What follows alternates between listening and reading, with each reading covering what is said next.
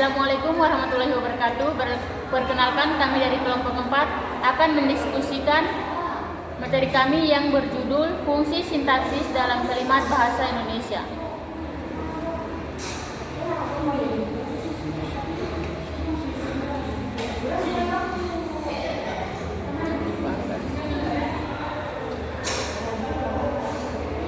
Latar belakang, bahasa merupakan alat utama manusia dalam berkomunikasi. Melalui bahasa, manusia mampu menyampaikan gagasan, perasaan, dan informasi kepada orang lain. Sintaksis adalah cabang ilmu linguistik yang mempelajari bagaimana kata-kata disusun menjadi frasa, klausa, dan kalimat. Fungsi sintaksis terdiri atas 5 unsur utama, yaitu subjek, predikat, objek, pelengkap, dan keterangan. Rumusan masalah. 1. Apa yang dimaksud dengan sintaksis? 2.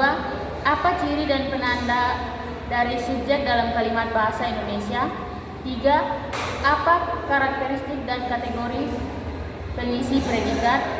4. Apa perbedaan antara objek dan pelengkap dalam kalimat? 5. Bagaimana karakteristik dan jenis keterangan dalam kalimat serta mobilitasnya? Berikut saya akan berikan kepada teman saya.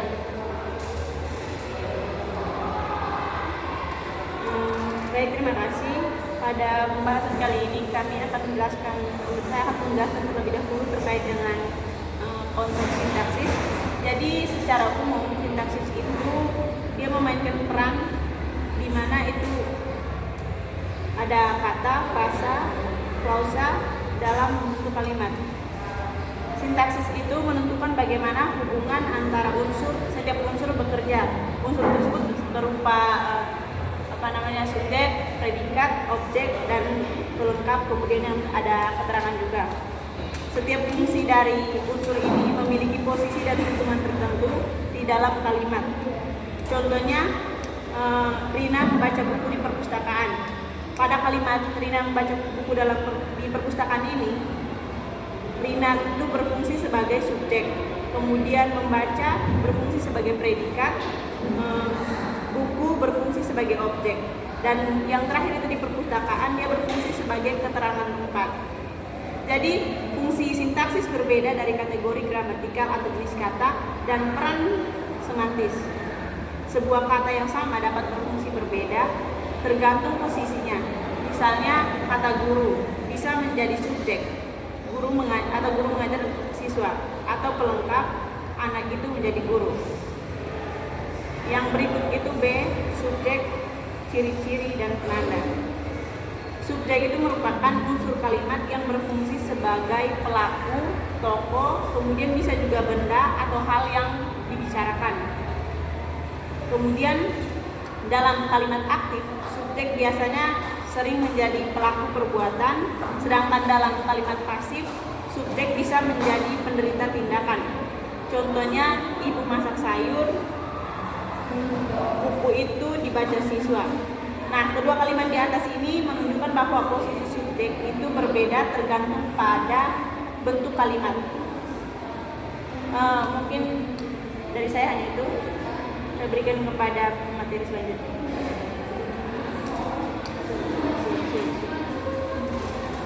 Oke, baik, terima kasih. Saya akan melanjutkan penjelasan bagian C dengan predikat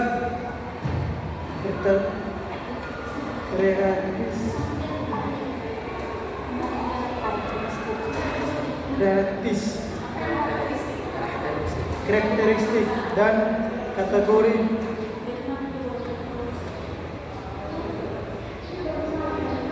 pengisi. Predikat merupakan unsur yang mengatakan tindakan, keadaan, peristiwa, atau sifat dari subjek.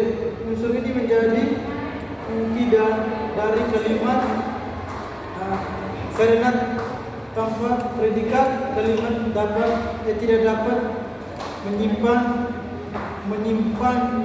menyampaikan makna untuk. Contohnya Contohnya, ayah bekerja keras, anak itu sakit, Budi adalah guru.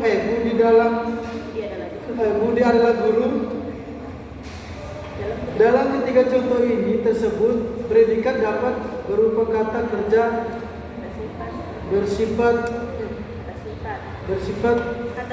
kata sifat sakit, dalam kurung sakit, atau kata benda guru.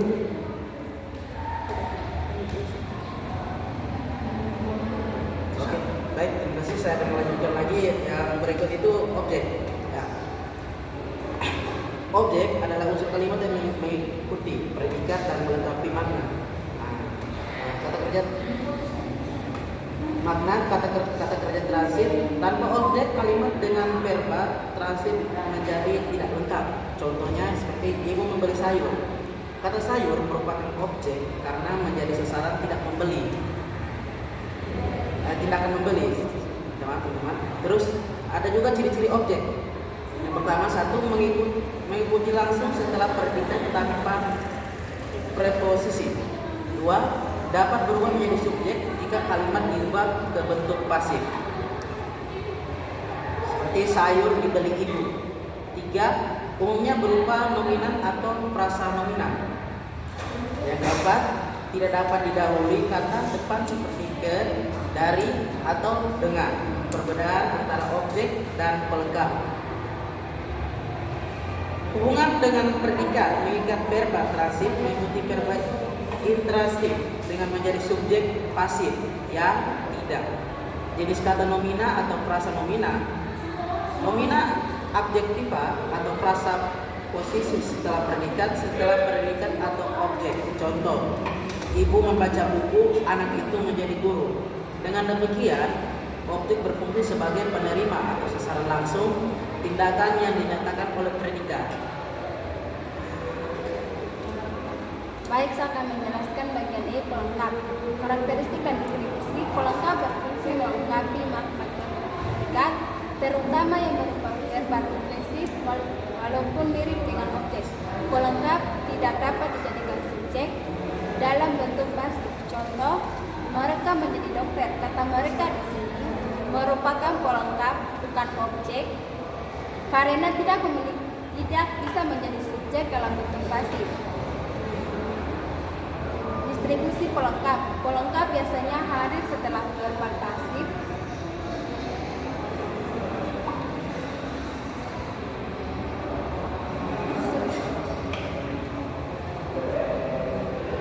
Distribusi pelengkap. Pelengkap biasanya hadir setelah verba seperti menjadi, bernama, beranggap, berpikir, dan sebagainya. Contoh, dia bernama Rani, anak itu dianggap pandai. Pelengkap memperluas makna predikat dan memberikan kejelasan hubungan antara subjek dan tindakan yang dilakukan.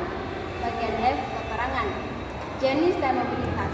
Keterangan adalah unsur yang memberikan informasi tambahan mengenai tempat, waktu, cara, tujuan, sebab, alat, dan sebagainya.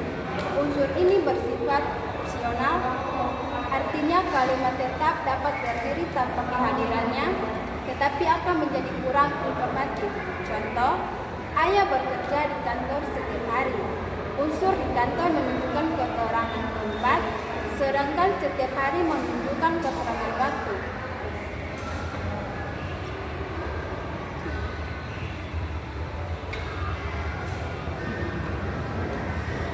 Kesimpulannya, fungsi sintaksis merupakan unsur utama dalam struktur kalimat bahasa Indonesia. Unsur-unsur tersebut meliputi subjek, predikat, objek, pelengkap, dan keterangan. Subjek berfungsi sebagai pelaku atau hal yang dibicarakan. Predikat berperan menyatakan tindakan atau keadaan. Objek melengkapi predikat transit. Pelengkap memperjelas makna predikat intransitif, dan keterangan memberikan informasi tambahan.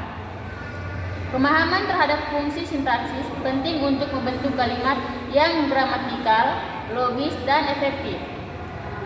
Dengan memahami fungsi setiap unsur, penutup penutur bahasa Indonesia dapat menulis dengan lebih tepat dan komunikatif. Sekian diskusi dari kami. Wassalamualaikum warahmatullahi wabarakatuh.